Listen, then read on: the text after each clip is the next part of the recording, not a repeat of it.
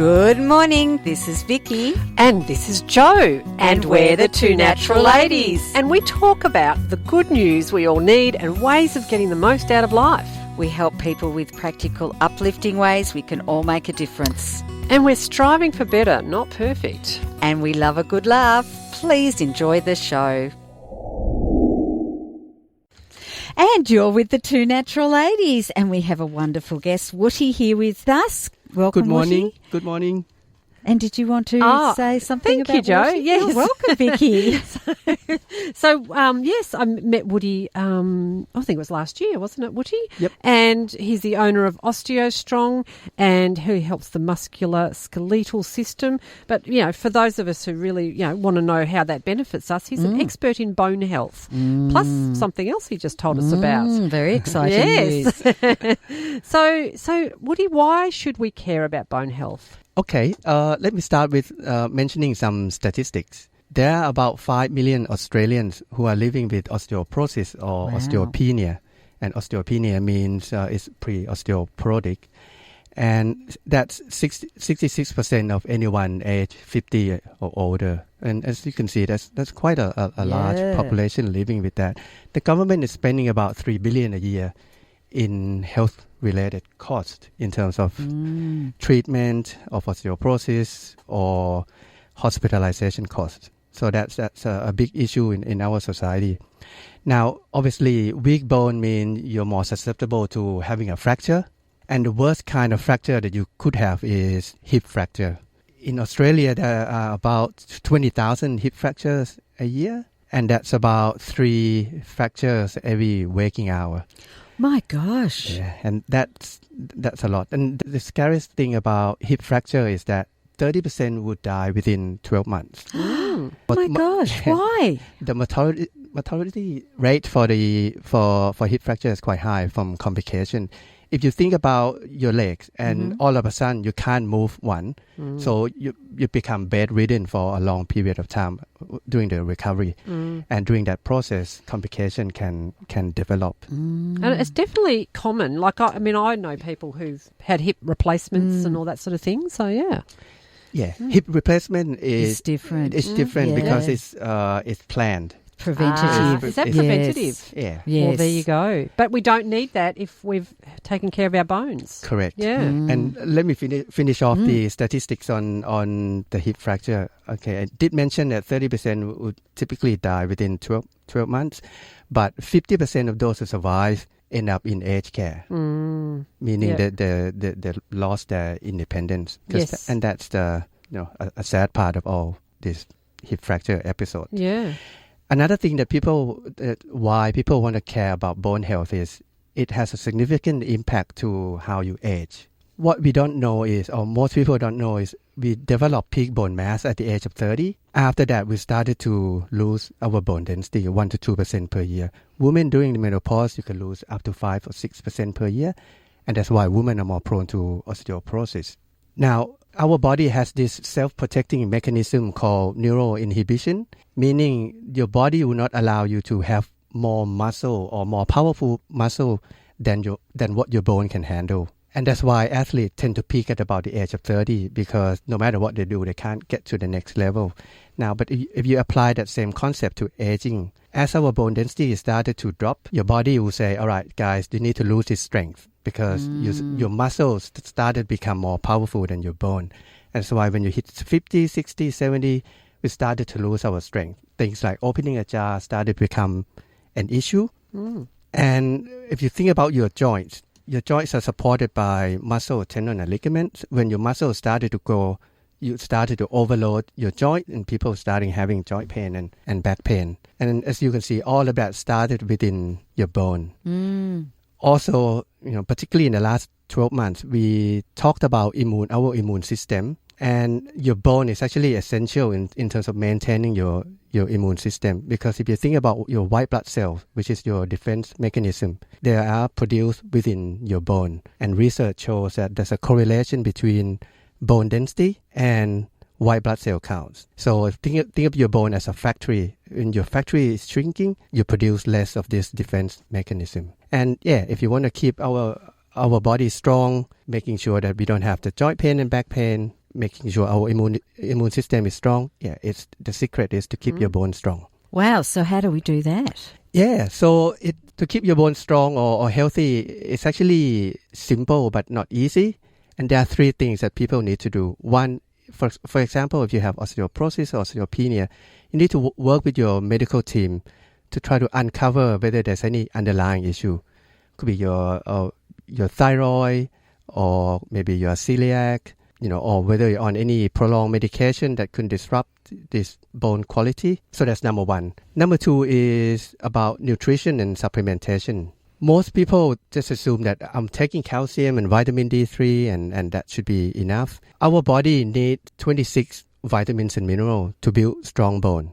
So you want to make sure that you get everything that you can on a daily basis. And it's quite difficult to achieve that just by taking it from food. These days, because of industrial farming, the food that we eat doesn't contain that same level of nutrients that we used to have. And that's why I guess the first suggestion is you should look at supplementation just to make sure that your body have these vitamins and minerals on a daily basis. And another thing that people don't realize is the level of protein intake is important, because protein makes up about 50% of our bone by volume. And you want to make sure that you have adequate intake on a daily basis.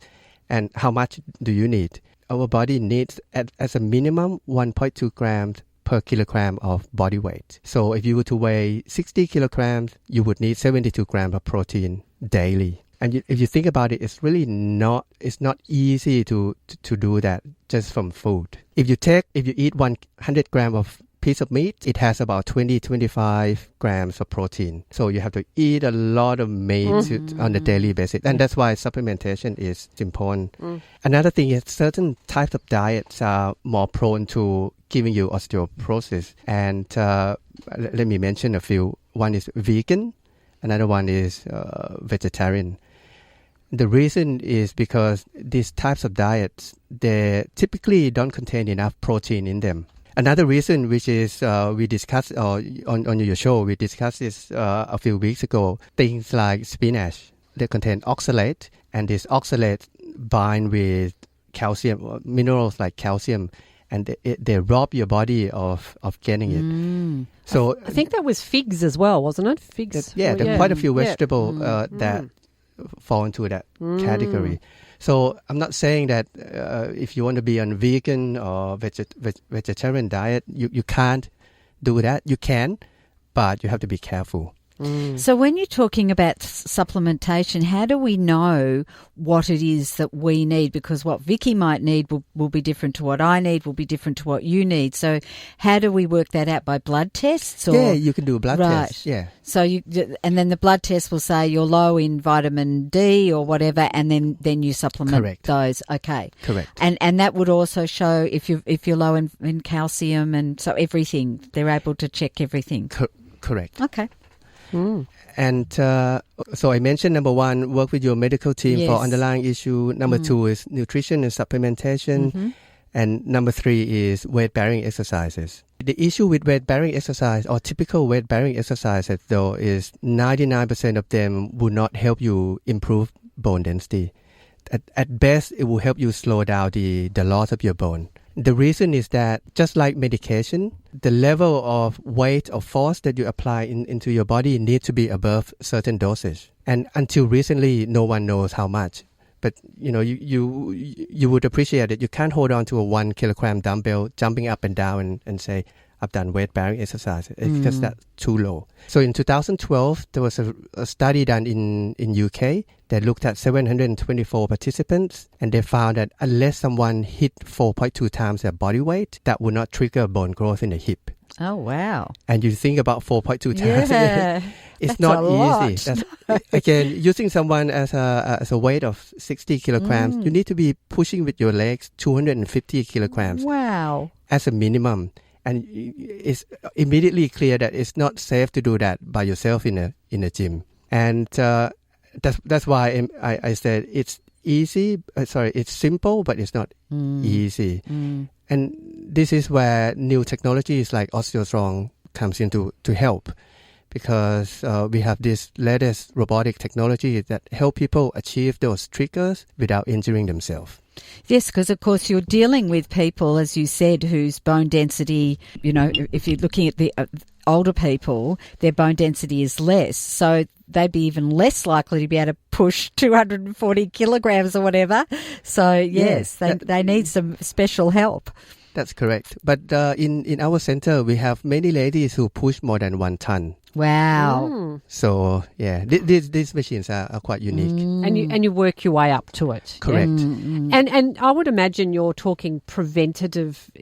Prevention is better than coming in when you're already weak. Yes. Correct. Yeah.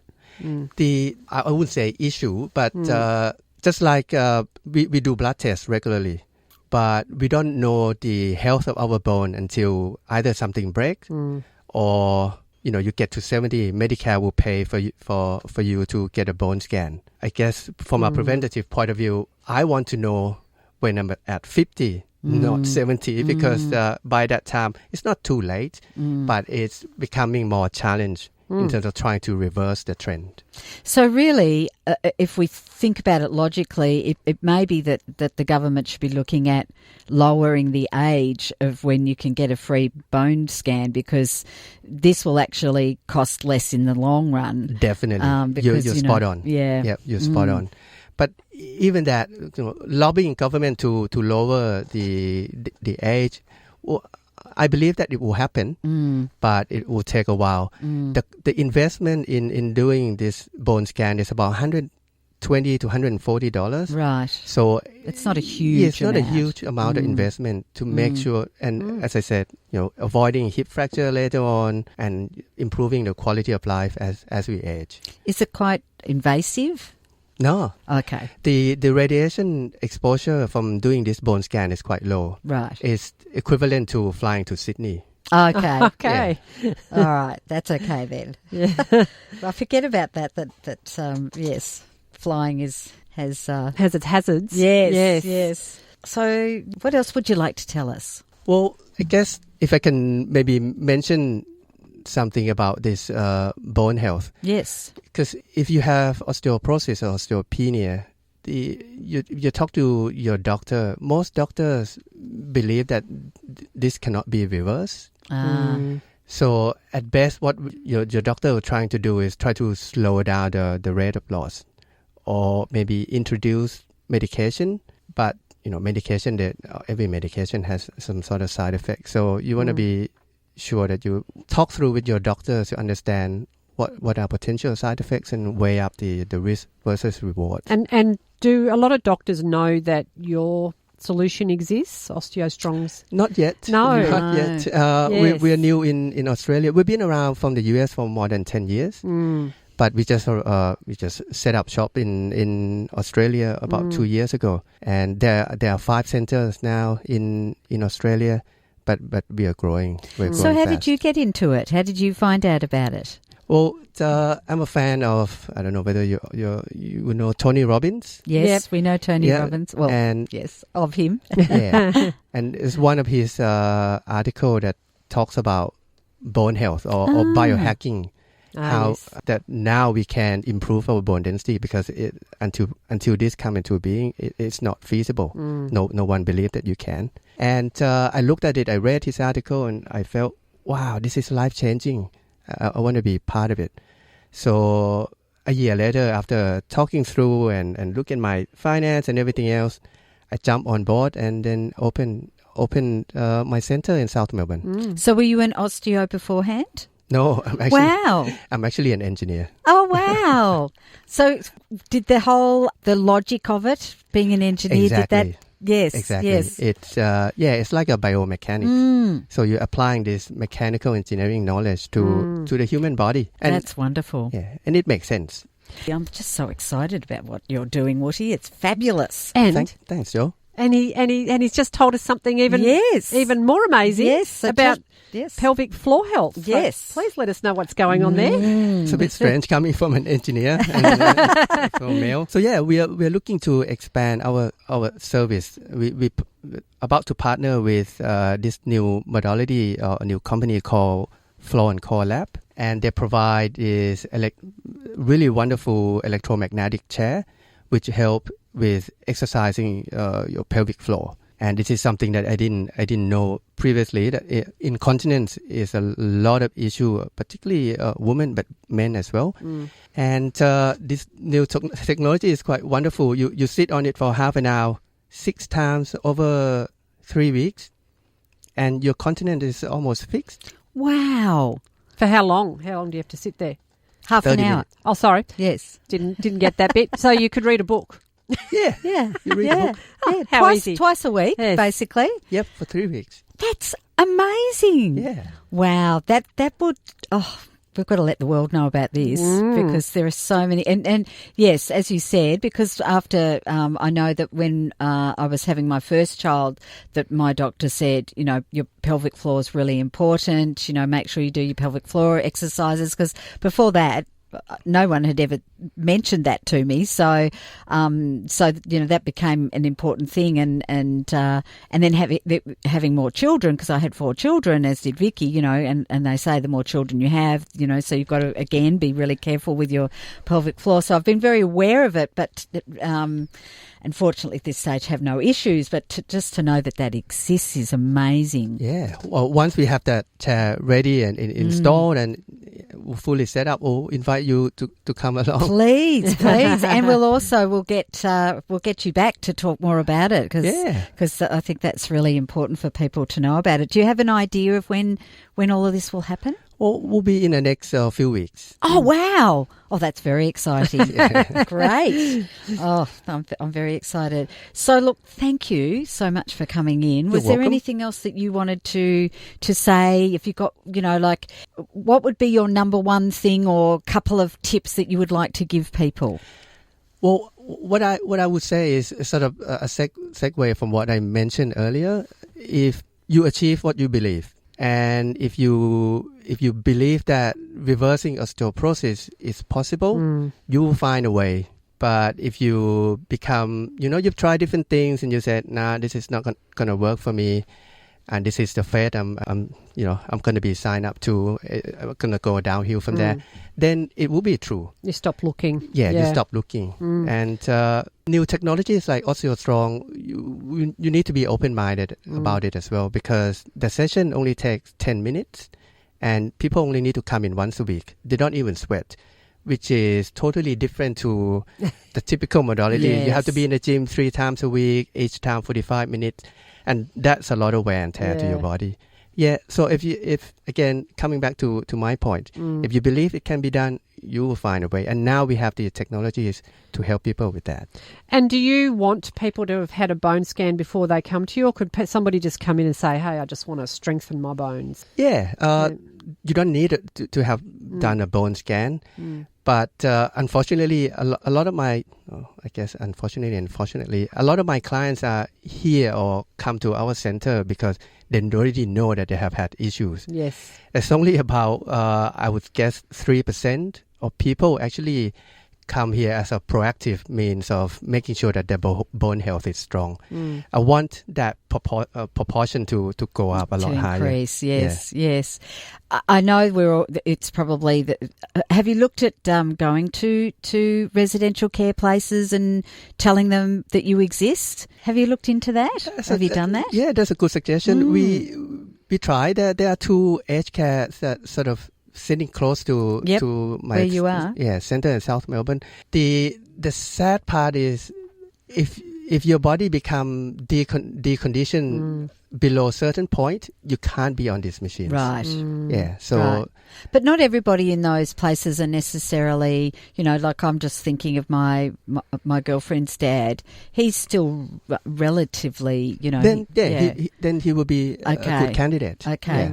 Because the other thing, totally separate from what you're doing, but the same, but there's a correlation, is there's been a wonderful show on TV called, and I'll get it wrong again and Pauline will remember it. It's old people with 4-year-olds. It's something like old people go. I can't remember the name of the kindergarten for 4-year-olds or kindergarten. Yeah, 4-year-old kindergarten for the aged, or I can't remember. But basically, it's 11 older people in their 70s and 80s visiting every day for 6 weeks a kindergarten and working with these 4-year-olds. Wow. And the reason why I'm talking about it is that at least half those people are very or reasonably frail when they first start. Mm-hmm. And the whole thing about when you said if you think you can, you can, these young 4-year-olds are getting the older people to actually do things that they never thought that they would be able to do again. So even without anything, just their mental ability to go, I can do this, can at least start the process. And they're inspired. They're inspired, that's right. And one lady who always had a walker, she's actually all of a sudden, I mean, she's not running, but she was going pretty quick with this little one when they were doing a running race, and it was just amazing. I mean, it's the most beautiful show. I need to check it out. Yes, it is. It's on ABC, and it's. I'll have to find out what it's called again. I should have written it down, but it's just a beautiful show. But it fits in perfectly with what you're saying about if you think you can, you can. Yep. And we always love to ask people, firstly, before we go, where can people get in touch with you? So my center is in South Melbourne on Clarendon Street. And what we are doing at the moment is we are offering complimentary initial consultation. So if people feel like this is something that they want to do, what they can do is just jump on our website, osteostrong.southmelbourne.com.au, and fill in a simple form, and we'll contact you back to see if you're a good candidate for the program. Beautiful. Thank you. Oh, look, thank you. That's wonderful. It gives people the opportunity to check you out, check it all out, and feel confident about this is the right thing for them and for you. And we love our songs. So you've picked Don't Stop Me Now. Tell us why you picked that song. So since I got into this Osteo Strong business, I have a personal mission that to eliminate osteoporosis from the world. And now we have technology that we can do that. Last year, however, is a COVID year, and it's quite challenging. And at times, I felt like whether I was going to accomplish that mission or whether that's still feasible. And when I hear that song, it sort of helped shift my state back to where my mission was. So were you able to have people in during that time, or were you shut completely? We were able to stay open, except I think about August to September, where there was a hard lockdown. Only people where if you don't see them, they will end up in hospital emergency, which is not what we do. Right. So for those 2 months, we were closed. Right. But otherwise, we will manage to stay open. Yes, because of course, you've got to keep doing this to keep your bone health. Correct. Well, thank you so much for being here, Wutti. And, you're welcome. And thank you, Vicki, for introducing us to Wutti, because this is amazing and so important. You've been listening to the Two Natural Ladies podcast. Visit twonaturalladies.com.au for more information. Thanks for joining us.